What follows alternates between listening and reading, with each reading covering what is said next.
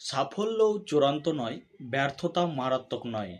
চালিয়ে যাওয়ার সাহসটাই গণনা করা হয়। সাফল্যর রাস্তা এবং ব্যর্থতার রাস্তা প্রায় একই রকম। আপনি সাফল্য থেকে যা শিখেন তার চেয়ে ব্যর্থতা থেকে বেশি শিখতে পারেন।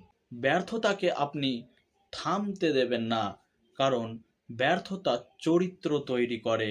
যদি আপনি নিজের স্বপ্নকে বাস্তব করতে না পারেন, তাহলে অন্যরা তাদের স্বপ্ন পূরণের জন্য আপনাকে ভাড়া করবে।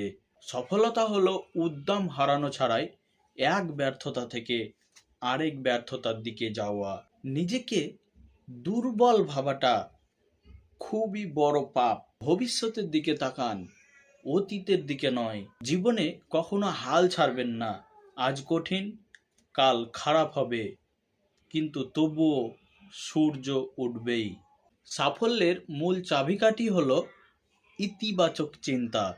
জীবনে আপনি যদি কখনো ব্যর্থ না হন, তাহলে আপনি কখনো চেষ্টাই করেননি। নিজের স্বপ্নকে তাড়া করে যান যতক্ষণ না সেগুলো বাস্তবে পরিণত হয়। জীবনে যা কিছু মূল্যবান তা সহজে আসে না, তাই নিজের ভুল থেকে শিক্ষা নিন এবং এগিয়ে যান। আপনি যা করতে পারেন তা করুন।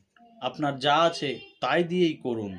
আপনি যেখানে আছেন সেখান থেকেই করুন। জীবনে সবচেয়ে বড় ঝুঁকি হলো ঝুঁকি না নেওয়া। এই দ্রুত পরিবর্তনশীল বিশ্বে ব্যর্থ হওয়ার একমাত্র কৌশল হলো ঝুঁকি না নেওয়া।